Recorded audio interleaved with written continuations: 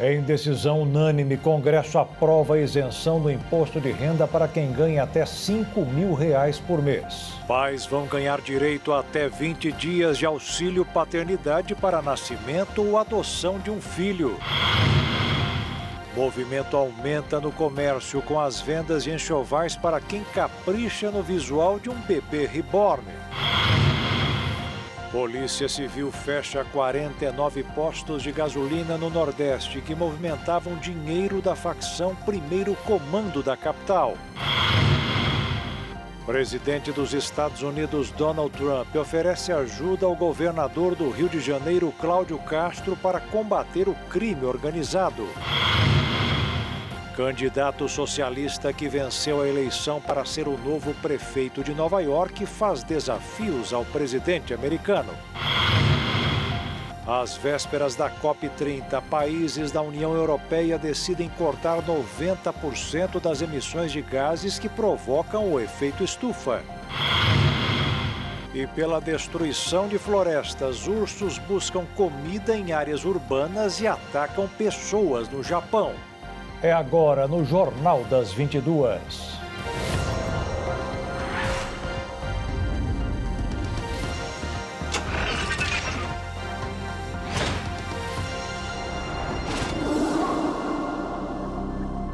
Olá, boa noite. O plenário do Senado Federal aprovou por unanimidade o projeto de lei que isenta do imposto de renda os trabalhadores que ganham até R$ 5.000 por mês.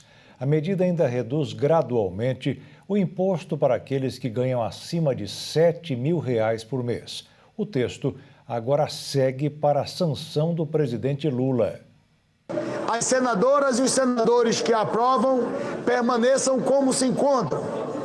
Aprovada a redação final, a matéria vai à sanção presidencial e será feita a devida comunicação à Câmara dos Deputados.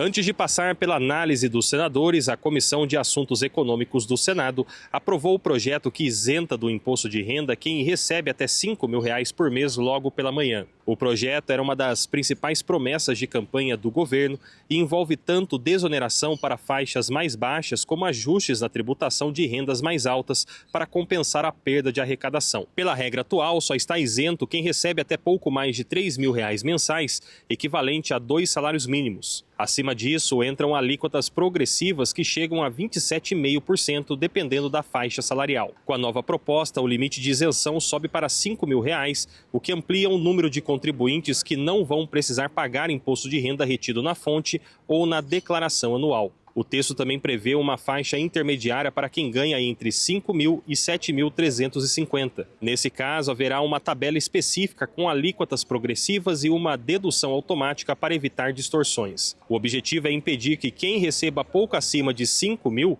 acabe tendo o salário líquido reduzido ao ponto de ganhar menos do que quem está isento. Na prática, esses contribuintes vão pagar menos imposto do que atualmente. É um projeto que colabora com a progressividade, que contém justiça social e tem uma abrangência muito grande, beneficia mais de 90% da população. A expectativa é muito grande. Até 5.000, ninguém vai pagar nada, é zero de imposto de renda. De 5.000 a 7.350, também diminui o pagamento. Isso vai beneficiar, no conjunto da obra, mais ou menos de 12 a 24 milhões de pessoas no país. Não tem nenhuma questão aqui de oposição ou situação. A proposta veio do governo, mas se viesse da oposição eu também votaria, nós votaríamos. O momento é atender os mais vulneráveis. Para equilibrar as contas públicas e compensar a desoneração, o projeto aumenta a tributação sobre rendas mais altas. Pessoas físicas que tenham ganho anual acima de R$ 1.200.000 por ano, valor de R$ 100.000 mensais, terão imposto de renda mínimo de 10% sobre todos os rendimentos. Essa regra considera inclusive dividendos recebidos por meio de empresas, com exceção dos casos legalmente isentos. A proposta também estabelece retenção na fonte de 10% sobre lucros e dividendos distribuídos acima de R$ 50.000. A cobrança será ajustada na declaração anual para evitar duas tributações ao mesmo tempo. Já no caso de empresas com sócios ou matriz no exterior, haverá a tributação gradual para lucros enviados para fora do país, chegando a 10% para quem ultrapassar R$ 1.200.000 anuais. O texto aprovado deve ter impacto direto sobre a renda disponível de trabalhadores formais e contribuintes que se enquadram na nova faixa de isenção. A expectativa do governo é que a medida ajude na recomposição do poder de compra, especialmente em um cenário de custo de vida pressionado. A Receita Federal deve publicar orientações detalhadas nos próximos meses, definindo prazos e procedimentos para declaração, retenção na fonte e ajustes anuais. O governo afirma que a mudança faz parte de um pacote mais amplo de revisão tributária, que ainda inclui discussão sobre a reforma do imposto de renda de empresas e incentivos fiscais. Hoje, o Senado Federal aprova uma medida aguardada por milhões de brasileiros e brasileiras. O projeto de lei número 1087 de 2025. Uma medida que dialoga com a vida real das pessoas, levando alívio imediato a quem mais precisa. Trabalhadores, aposentados e pensionistas que sentem todos os meses o peso das contas no orçamento familiar. Do ponto de vista econômico, o projeto estimula o consumo, fortalece o pequeno negócio e contribui diretamente para a geração de empregos no Brasil. A decisão sobre a taxa básica de juros da economia também foi unânime. A Selic vai continuar em 15% ao ano. A justificativa para o Comitê de Política Monetária do Banco Central manter a taxa no mesmo patamar pela terceira vez seguida é a instabilidade da economia internacional, com destaque para as medidas do governo dos Estados Unidos. Foi isso que o mercado financeiro esperou o dia inteiro. O resultado foi uma queda de 0,7% na cotação do dólar, que terminou cotado em R$ 5,36. E a Bolsa de Valores de São Paulo voltou a bater recorde. Com a alta de 1,72%, passou dos 153 mil pontos. E as compras de enxovais aumentaram neste fim de ano no Brasil. Isso apesar de o número de novos nascimentos ter caído 7%, quando a comparação é feita com o ano passado. É que a febre dos bebês reborn não passou.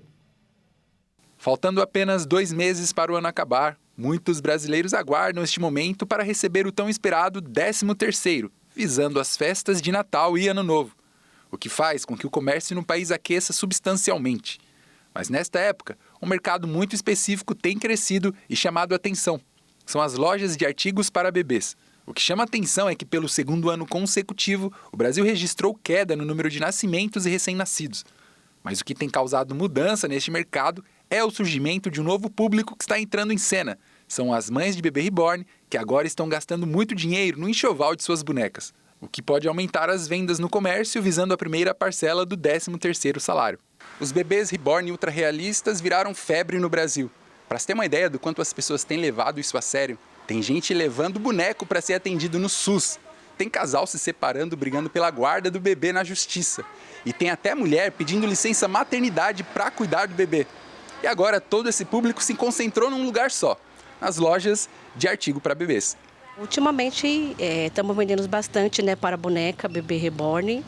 Teve um aumento muito grande de vendas, que como a gente é fabricante, a gente tem tamanhos RN, PMG, e acabam vendendo bastante para boneca. Tem mães que compram praticamente, fazem um mini enxoval, para boneca. Leva bolsa, leva toalha de banho, paninhos de boca e as nossas roupas, como que eu falei, a confecção própria a gente vende bastante. Chega em média de 200, 230 e assim vai as mães. Essa disputa pelas peças de um enxoval de bebê mais em conta tem trazido um público cada vez mais diversificado para as lojas. Além das gestantes, tem crianças que vêm com suas mães buscar roupas para suas bonecas reborn, tem avós e, claro, as mães dos bebês reborn. Se anos atrás essa concorrência parecia loucura, hoje tanto as gestantes quanto as mães de bebê reborn já entenderam que as peças ficarão cada vez mais competidas. O mercado de bebês reborn movimentou quase 2 bilhões de reais no ano passado no país. Para algumas pessoas é apenas entretenimento, já para outras, as bonecas atendem a necessidades emocionais, como o luto, o cuidado em lares com idosos ou a falta de filhos. Seja como for, esse mercado está longe de ter chegado ao limite. E ao que tudo indica, muitas lojas infantis ainda serão visitadas neste ano. E veja a seguir, Polícia Civil fecha 49 postos de gasolina no Nordeste que movimentavam dinheiro da facção Primeiro Comando da capital. E presidente dos Estados Unidos, Donald Trump, oferece ajuda ao governador do Rio de Janeiro, Cláudio Castro, para combater o crime organizado.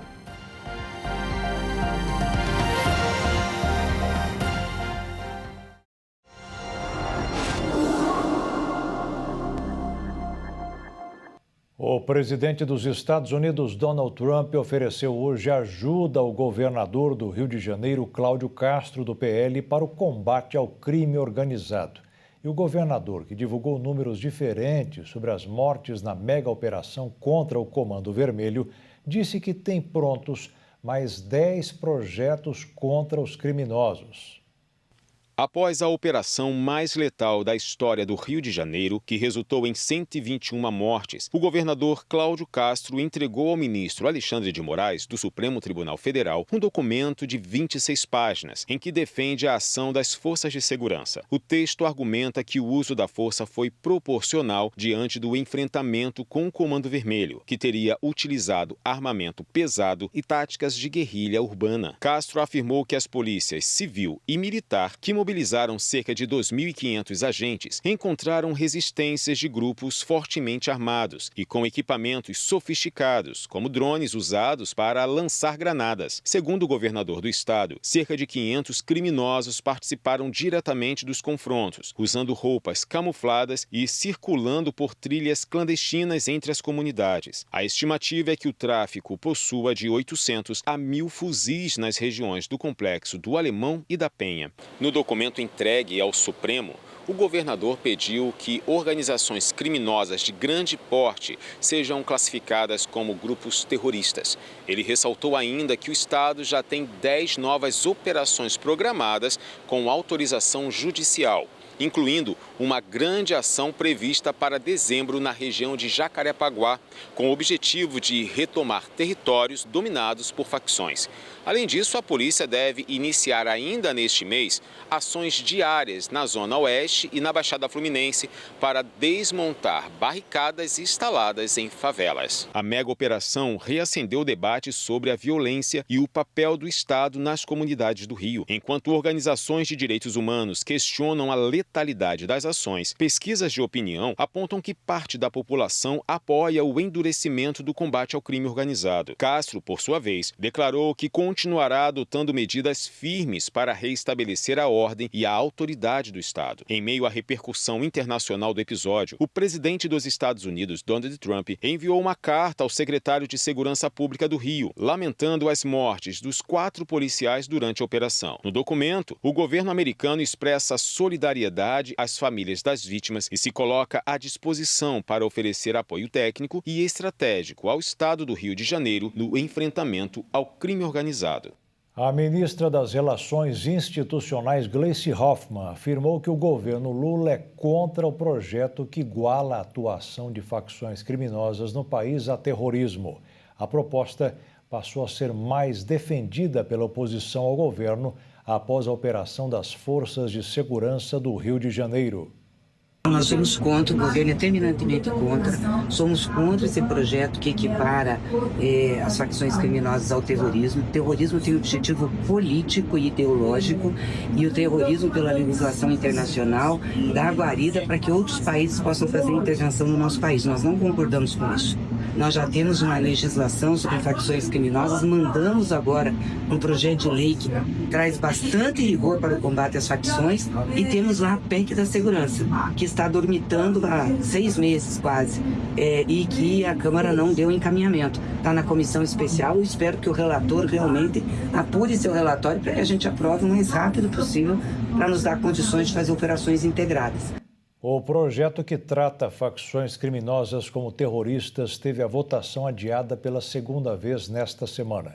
O presidente da Câmara, Hugo Mota, do Republicanos, cancelou as sessões das comissões que estavam marcadas para hoje de manhã. A Polícia Civil fechou hoje 49 postos de combustíveis no Piauí, Tocantins e Maranhão. Nos locais, teriam sido movimentados 5 bilhões de reais da facção criminosa Primeiro Comando da capital. 4 empresários e 70 empresas foram alvo da nova fase da Operação Carbono Oculto. O secretário de Segurança Pública do Piauí, Chico Lucas, afirmou que pela primeira vez ficou provada a ligação do PCC com os operadores financeiros da Faria Lima, em São Paulo, com os investimentos ilegais no Nordeste. A ação policial apurou um suposto esquema de lavagem de dinheiro do PCC em postos de combustíveis nos estados do Piauí e Maranhão, além do Tocantins, situado no norte do país. Segundo as investigações, o grupo utilizou as empresas de fachadas, fundos de investimentos e fintechs para fraudar o mercado de combustíveis. O esquema movimentou cerca de 5 bilhões de reais. Só no Piauí, as movimentações a crédito de empresas somam 300 milhões. Entre os investigados estão antigos proprietários de redes de postos de combustíveis e intermediários, utilizados como laranjas em holdings. Além disso, a Justiça determinou o bloqueio de 348 milhões em bens e, até o momento, nenhuma autoridade solicitou mandados de prisão. Ao todo, 49 postos foram interditados e, segundo a Secretaria de Segurança Pública do Piauí, foram apreendidos imóveis, uma aeronave, veículos de luxos e ativos financeiros. Chico Lucas explicou que foi possível chegar ao nome do PCC após a deflagração da Operação Carbono Oculto na Faria Lima. As investigações foram iniciadas após a venda da rede de postos de combustíveis no final de 2023. De acordo com o secretário, as investigações demonstraram que a partir do Piauí estava sendo montada uma grande rede de distribuição de combustível adulterado para todo o Nordeste. A polícia investiga os crimes de lavagem de dinheiro com o uso de fundos e holdings para ocultação de capitais, fraude fiscal e manipulação de notas fiscais com emissão de notas frias, adulteração de combustíveis e associação criminosa com associação ao PCC. A Agência Nacional de Telecomunicações encontrou uma nova fórmula para livrar os usuários de telefone daquelas ligações chatas, que são feitas a todo momento. A partir do dia 15 de novembro, as operadoras terão que identificar o nome e o número de telefone de quem costuma fazer 500 mil ligações por mês. O Sindicato Nacional das Empresas de Telefonia queria mais tempo para adaptação à medida, mas a Anatel negou o pedido. Vai ser dia 15 mesmo. Quase metade dos brasileiros não tem reserva financeira para imprevistos e a maioria enfrenta dificuldades para equilibrar as contas. E segundo uma pesquisa Datafolha, está sendo cada dia mais difícil gastar apenas o salário do mês. O levantamento encomendado pela Planejar, a Associação Brasileira de Planejamento Financeiro, mostra que 84% dos entrevistados enfrentaram nos últimos 12 meses uma ou mais situações emergenciais, como atrasar o pagamento de contas, pedir dinheiro emprestado, recorrer a crédito ou ficar com o nome negativado. Foram ouvidas 2.000 pessoas em todas as regiões do país, das classes A, B e C com 18 anos ou mais. A pesquisa revela ainda que planejar os gastos mensais é uma prática recorrente para 64% dos brasileiros. Os entrevistados demonstraram controle do fluxo de caixa durante o mês, mas ainda há o que melhorar, e que têm dificuldade para honrar seus compromissos por não terem reservas.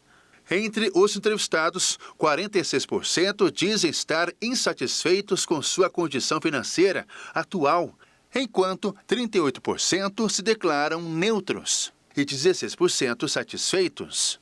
Outro ponto identificado foi que a maioria enfrenta dificuldades para equilibrar as contas.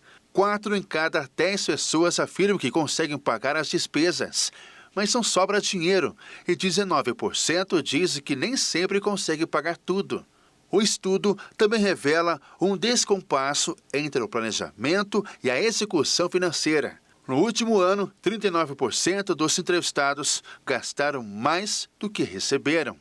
O levantamento também indica dificuldade para aplicar o planejamento a objetivos de longo prazo.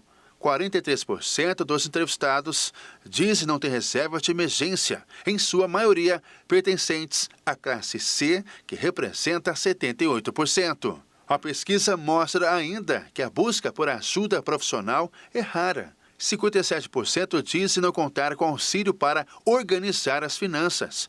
E só 2% afirmam já ter contratado um planejador financeiro, embora 49% consideram essa possibilidade. A Piracema começou no Mato Grosso do Sul e hoje passou a valer a restrição às pescas na região, permanecendo até fevereiro de 2026. Com a chegada das chuvas e o aumento da temperatura das águas, um fenômeno natural de vital importância para a biodiversidade aquática brasileira se inicia, a piracema. Derivada do tupi, a palavra significa subida do peixe e descreve a migração exaustiva de diversas espécies realizam rio acima em busca de locais ideais para a reprodução. A piracema não é apenas um espetáculo da natureza, mas um processo fundamental para a manutenção das espécies nativas e para o equilíbrio dos ecossistemas fluviais. O esforço de nadar contra a correnteza e as condições ambientais estimulam a produção hormonal, preparando os peixes para a desova e garantindo sucesso reprodutivo. É nesse período que os peixes completam seu ciclo de vida, assegurando a reposição dos estoques para as futuras gerações. Para nós, em todos os locais, onde tem o recurso pesqueiro, onde tem o rio, é respeitar a continuidade da vida. Então, esse período é o período em que, não só nos rios, a natureza em si é o período do ano que ela se reproduz. E nos rios não é diferente. Nesse momento, nessa fase do ano, é onde os peixes sobem os rios para fazer sua desova e fazer sua procriação. Então, esse é um período extremamente necessário para que se mantenha a vida, a fauna aquática aí para os próximos anos e aumentando e dando continuidade no recurso pesqueiro. Mato Grosso do Sul inicia a partir deste sábado, 1º de novembro, o período de defeso. A restrição começa pelo rio Paraná e passa a valer nos demais rios do estado a partir do dia 5 de novembro, permanecendo até 28 de fevereiro do ano que vem. Pescadores amadores e profissionais devem respeitar as restrições, uma vez que a pesca durante a piracema é considerada crime ambiental, sujeita a multas e detenção. As multas, no caso, elas variam, de 700 a 100 mil reais, Então, é uma multa bastante que trabalha, mas o que muda entre os 700 e os 100 mil? Aí vai mudar a reincidência, o volume, o dano causado na natureza. Então, tem toda a metrificação para chegar no valor certo. Todo o material que for coletado ali, que for pego com a pessoa praticando esse crime, vai ser apreendido e vai ser destinado. A pessoa vai perder tudo, o material que está usando para aquele crime ali. Então não é só a multa, tem a parte criminal também, vai ser conduzido para a delegacia, que é um crime sério. Então é necessário respeitar. A pesca de subsistência é permitida para comunidades tradicionais que dependem do pescado para sobreviver, desde que respeitadas as medidas mínimas e que não haja nenhuma comercialização. A pessoa que mora, o ribeirinho, ou o pescador profissional, perante a legislação do IMASU, do nosso estado aqui, que tem um cadastro de pescador profissional no IMASU e que mora lá no rancho, na beira do rio, depende daqui dali, tem a previsão da pesca de subsistência. E aí a pessoa pode pegar diariamente, por dia, até 3 quilos de pescado para subsistência. Então não pode estar transportando para casa na cidade, não pode estar congelando para o outro dia, não pode nada. Não pode estar comercializando, tudo isso é proibido. É só para a pessoa se alimentar naquele dia. E veja a seguir, pais vão ganhar direito a até 20 dias de auxílio paternidade para nascimento ou adoção de um filho. E o candidato socialista que venceu a eleição para ser o novo prefeito de Nova York faz desafios ao presidente americano.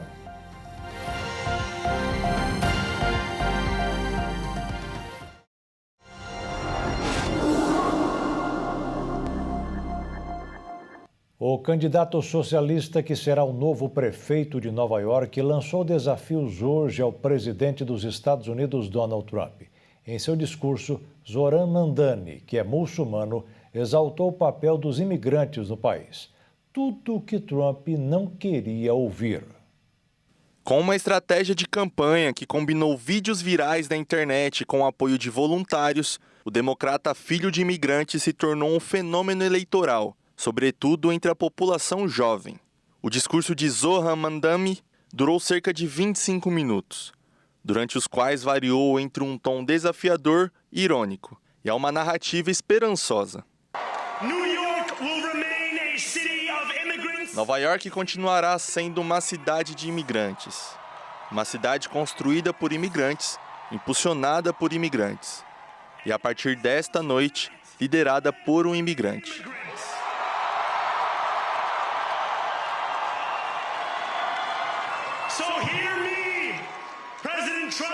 Portanto, ouça-me, presidente Trump, quando digo isto. Para chegar a qualquer um de nós, terá que passar por todos nós. Quando entrarmos na prefeitura daqui a 58 dias, as expectativas serão altas e nós as atenderemos. Um grande nova-iorquino disse certa vez que enquanto se faz campanha com poesia, governa-se com prosa. Se isso for verdade, que a prosa que escrevemos continue rimando, que construamos uma cidade brilhante para todos. Devemos traçar um novo caminho tão ousado quanto aquele que já percorremos. Afinal, o senso comum diria que estou longe de ser o candidato perfeito. Declarou Zohran Mamdani em seu discurso em tom de provocação ao presidente Donald Trump. As propostas do integrante do Partido Democrata incluem um plano para criar o primeiro programa universal de creche da cidade de Nova York, tornar os ônibus municipais gratuitos e congelar o aluguel para 1 milhão de inquilinos com aluguel estabilizado na cidade. O presidente dos Estados Unidos, Donald Trump, usou sua plataforma Truth Social para se distanciar dos resultados decepcionantes para os republicanos nas urnas. O presidente apoiou o candidato a governador de Nova Jersey, Jack Ciattarelli, durante as primárias republicanas do estado no início deste ano e realizou comícios virtuais para candidatos em Nova Jersey e Virgínia, na preparação para as eleições, embora não tenha chegado a apoiar explicitamente a republicana Winsome Earle-Sears na disputa pelo governo da Virgínia. Trump afirmou também que a paralisação do governo federal foi um grande fator negativo para os republicanos nas eleições e defendeu o fim imediato do shutdown, que já dura 36 dias. Aumentou para 85 o número de mortes provocadas pela passagem do tufão Calmaerge pelas Filipinas. Dezenas de pessoas ainda estão desaparecidas. Uma província da região central do país foi a mais atingida e a previsão é que amanhã o fenômeno chegue ao Vietnã.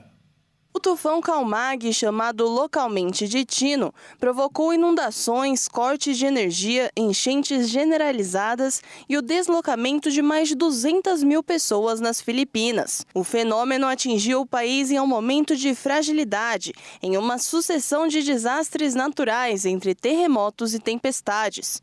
Em setembro, o supertufão Ragasa provocou rajadas de ventos, chuvas torrenciais e a suspensão de atividades governamentais e escolares. Dessa vez, Calmage atingiu principalmente a província de Cebu, um importante polo turístico localizado na região central do país.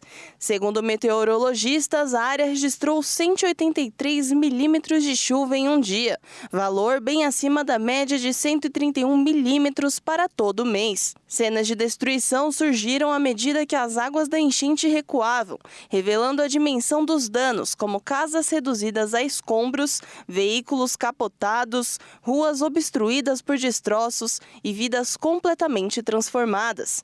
Os meteorologistas afirmam que a tempestade vai ganhar força sobre o mar do sul da China e vai avançar em direção ao Vietnã, que se prepara para o pior cenário. Segundo especialistas, o motivo de tufões estarem mais intensos está relacionado às mudanças climáticas, já que o aquecimento dos oceanos acelera o fortalecimento de tempestades e a atmosfera mais quente aumenta a retenção de umidade, provocando chuvas mais volumosas e destrutivas. Faz 10 anos que aconteceu o maior desastre ambiental do país, o rompimento da barragem da Samarco em Mariana, Minas Gerais. E depois de uma década, as consequências continuam e até atrapalham o Rio Doce, que banha a região sudeste. Em 5 de novembro de 2015, o rompimento da barragem da Samarco destruiu o distrito de Bento Rodrigues, com uma avalanche de 40 milhões de metros cúbicos de rejeitos de minério de ferro, que tem a dimensão de mais de 5.500 campos de futebol. 19 pessoas morreram. Após 10 anos, ainda não houve reparações pelos danos de madeira efetiva e integral. No clima da COP30 em Belém, manifestantes se reuniram em frente ao prédio da Vale, na capital do Pará, em um pequeno grupo de cerca de 20 pessoas, com cartazes e mãos sujas de lama. Os integrantes protestavam contra a empresa que é uma das financiadoras da COP30, a Conferência da ONU sobre Mudanças Climáticas. A Vale investiu quase R$1 bilhão nas obras do Parque da Cidade, uma das principais zonas de discussão do evento. Os manifestantes pediram por justiça, com a condenação dos responsáveis. Além do evento simbólico em Belém, o movimento dos atingidos pela tragédia organizou uma manifestação em Belo Horizonte, com presença de representantes do governo federal, parlamentares, liderança de atingidos e movimentos sociais. Durante a COP30, 1.000 atingidos participarão da Cúpula dos Povos. Há um ano, a Justiça Federal absolveu a Samarco e todos os outros réus. No mês seguinte, o Ministério Público Federal recorreu da decisão.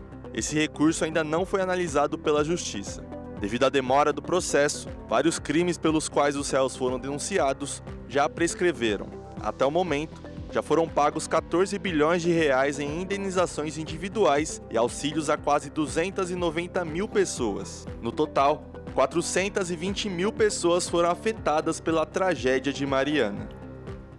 A Câmara dos Deputados aprovou um projeto de lei que amplia gradualmente de 5 para 20 dias a licença paternidade com pagamento da remuneração integral.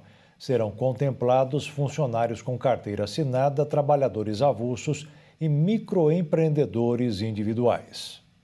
A Câmara dos Deputados aprovou o projeto de lei que amplia gradualmente a licença paternidade do país.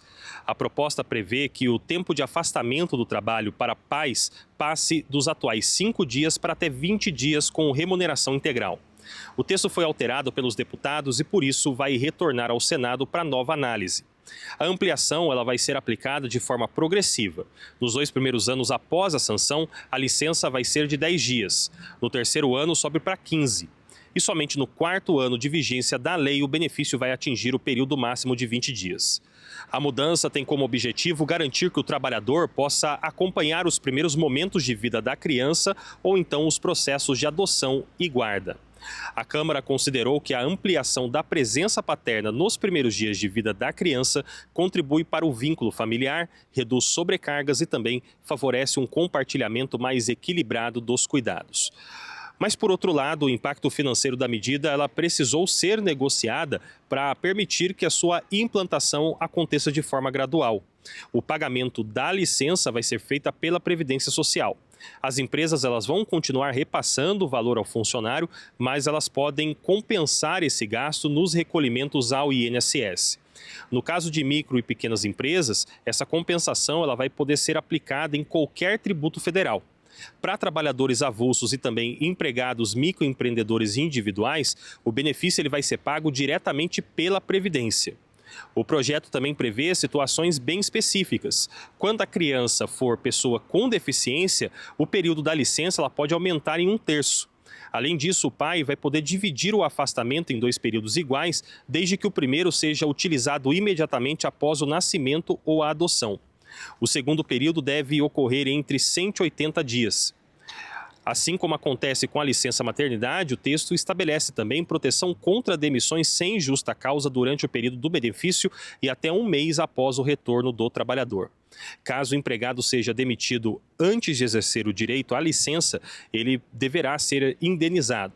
Outra mudança importante é que, se não houver o nome da mãe no registro civil, o pai terá direito a uma licença equivalente à licença maternidade com até 120 dias de afastamento. A regra também vale para adoções e guarda judicial. E em caso de internação da mãe ou do recém-nascido, o tempo de licença vai ser prorrogado pela duração da internação, retomando a contagem normal após a alta. E nos casos de violência doméstica praticada pelo pai, o INSS vai poder suspender ou até negar o benefício mediante decisão judicial ou pedido do Ministério Público. A Unesco concedeu à cidade de São Paulo o título de cidade criativa na categoria cinema. A capital reforçou a posição como um dos principais polos audiovisuais do continente americano. Passando a integrar uma seleta rede internacional que reconhece cidades onde a criatividade é uma ferramenta estratégica de desenvolvimento urbano sustentável. A nomeação consagra a posição de uma das cidades mais populosas do mundo, como um dos principais polos audiovisuais da América Latina. No Brasil, Santos, no litoral paulista, e Penedo, em Alagoas, possuem a mesma distinção. A candidatura de São Paulo foi sustentada por um conjunto de ações, como a existência da SP Cine. O órgão atua no financiamento, implementação e desenvolvimento de políticas audiovisuais na capital. Além disso, o apoio às iniciativas da Prefeitura, como o Circuito SP Cine, que leva cinema aos bairros periféricos, e programas como Cinema em Bibliotecas e as sessões especiais da Virada Cultural, que garantem acesso gratuito à população. Além de São Paulo, a Unesco concedeu títulos em diversas categorias, como a Quito, no Equador, que se destacou pela arquitetura, e New Orleans, nos Estados Unidos,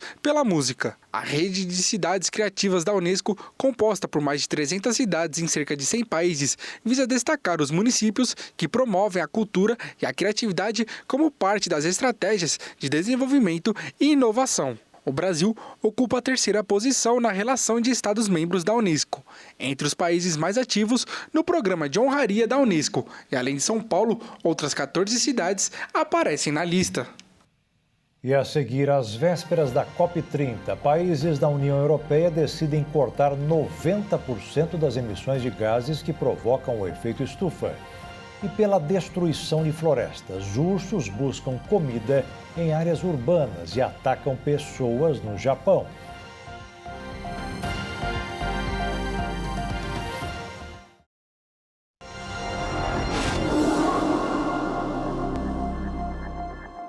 Às vésperas da COP30, a União Europeia aprovou a nova meta climática após uma reunião de mais de 18 horas. A entidade decidiu cortar 90% das emissões de gases de efeito estufa até 2040 em relação aos níveis de 1990. O compromisso sobre as metas de redução de gases de efeito estufa para 2035 e 2040 veio acompanhado de uma série de concessões destinada a convencer os países mais relutantes, como a Itália. O acordo estabelece a redução das emissões de carbono em 90% até 2040, em relação aos níveis de 1990. Mas, na realidade, os Estados-membros deverão reduzir a poluição em 85%. Os outros 5% poderão ser compensados com os chamados de créditos de carbono internacionais. Funciona assim: quem polui menos gera créditos e vende para os poluidores, que abatem as emissões da conta. Segundo o ministro do Meio Ambiente da Dinamarca, os europeus também formalizaram uma meta intermediária de redução, que será apresentada nas negociações climáticas da ONU em Belém, fixada entre 66% e 72% até 2035. Também ficou acertado o adiamento do ETS2, que regula o mercado de carbono para os setores de transporte e construção do continente, que agora só será efetivado em 2028. A União Europeia é o quarto maior emissor do mundo, atrás apenas da China, Estados Unidos e Índia. Apesar disso, o bloco é considerado o mais comprometido na adoção de ações contra as mudanças climáticas e já conseguiu reduzir suas emissões de gases de efeito estufa em 37% em comparação com os níveis de 1990. Um novo acordo era aguardado com grande expectativa, 10 anos após o ambicioso Acordo de Paris, que estabeleceu o limite de 1,5 graus para o aquecimento global até o fim do século, e às vésperas da abertura para a COP30 em Belém. No entanto, o pacto acabou gerando decepção, sendo considerado menos ambicioso do que sugere o número de 90%. Os animais também sofrem. No Japão, por exemplo, a destruição das florestas provocada pelos humanos acaba com a caça e os alimentos dos ursos. Em busca de alimentos, eles estão migrando para as áreas urbanas em busca de comida e atacam pessoas. De acordo com as autoridades de segurança do Japão, mais de 100 ataques foram registrados em diferentes regiões do país. Segundo as forças de segurança japonesa, o aumento da população de ursos e a falta de alimentos nas florestas tem levado os animais a se aproximarem das áreas habitadas. Ainda segundo o Ministério do Meio Ambiente, 2/3 das mortes ocorrem nas províncias de Akita e Iwate, no norte do país. Para conter a situação, a operação começou na cidade de Kazuno, onde tropas foram enviadas para auxiliar no transporte, instalação e inspeção de armadilhas. No entanto, o abate dos animais será realizado apenas por caçadores especializados, enquanto os militares se encarregam do apoio logístico. O pedido de ajuda, por sua vez, foi feito pelo governador da província de Akita. A situação tem causado medo entre os moradores e as autoridades orientam a população a evitar florestas densas e a não circular após o anoitecer. Elas também recomendam o uso de sinos e apitos como medida simples de segurança. Além disso, as autoridades afirmam que o número de avistamentos de urso aumentou 6 vezes neste ano, atingindo cerca de 8.000 registros. Segundo especialistas, a onda de ataques está relacionada às mudanças climáticas e à redução das fontes naturais de alimento. Períodos de seca e verões mais longos podem ter afetado a produção de castanhas e frutas, alimentos que fazem parte da dieta dos ursos. O fenômeno serve como alerta para os impactos ambientais e o desequilíbrio ecológico no Japão, reforçando a necessidade de medidas urgentes de prevenção. Um eletricista de Campo Grande, capital de Mato Grosso do Sul, conseguiu realizar o sonho que guardava há tempos: escrever um livro que fala do Pantanal em uma linguagem que atende a todos os públicos e principalmente as crianças. Num papo ao ar livre, rodeado de verde, dá para enxergar o mundo sob os olhos de Percival Lelo Gomes, que já tem até nome artístico. Eletricista de profissão e amante das palavras de coração, após entender que tinha gagueira lá no passado. Tinha palavras simples que eu não conseguia pronunciar e eu tinha que achar um sinônimo para ela. Aí eu, lendo demais, eu fui lendo e fui aprendendo várias coisas. Aí me interessei pela leitura e pela escrita, porque tudo que eu estava lendo, alguém escreveu. E comecei a ler os poetas, né, os escritores regionais daqui, e depois os escritores nacionais, e depois os internacionais. A minha mãe e meu pai moram em Aquidauana, meus irmãos mais velhos nasceram em Camisão, e eu sempre frequentei ali aquele lugar. E eu vi o descaso, quando tinha o trem do Pantanal, passava por vários distritos, e Camisão era um deles. Eu estava jogando sujeira pela janela do trem. Então, naquela época, o que eu resolvi fazer? Juntei uma galera lá e fomos limpar a beira dos trilhos. Então eu vi, mas se eu for limpar a beira do trilho, não vão parar de sujar. Eu tinha que achar uma maneira, né, de comunicar a galera para não fazer mais isso. E a maneira que eu achei foi escrever. Na imensidão das lembranças, Percival guardou um sonho na gaveta que já tinha sonhado na década de 80. Sofreu uma pausa grande e viu a chama reacender há algum tempo. Naquela época começou um movimento de instalação de usina de álcool no Pantanal. Cara, para mim aquilo foi um tapa, né? E eu precisava fazer alguma coisa. Aí tinha uma galera lá do Senac que também era ambientalista e fizemos umas placas de protesto e fomos para as ruas protestar contra. E os textos que escreveu fui eu. No final, eu vi aquele compilado que eu escrevi e veio a ideia de fazer esse texto. Na época lá, chamava o Pantanal em 3 tempos. Depois de muito trabalho, veio o resultado. O livro nasceu e a cada página um retrato do bioma em partes diferentes de Mato Grosso do Sul. Percival encontrou companhia para conseguir retratar em arte cada detalhe. Pantanal, no final, ganhou mais um tempo. Em 2018, quando eu voltei o projeto, eu mostrei para minhas filhas, a Jamile e a Jasmine. Na época, ela com 13 e 6 anos. E elas viram que o Pantanal, né, naquele texto, ele findava. Então, elas não concordaram com isso. Como eu tinha 3 tempos, e eu perguntei, o que nós vamos fazer, filha, então, para o Pantanal não findar? O texto é seu, pai. Faz um outro tempo. Aí, cara, aquela ideia do 4º tempo, aí quando bateu na minha cabeça, eu falei, eu sei o que vou fazer. Eu, assim, minhas filhas me deram uma ideia de 4º tempo.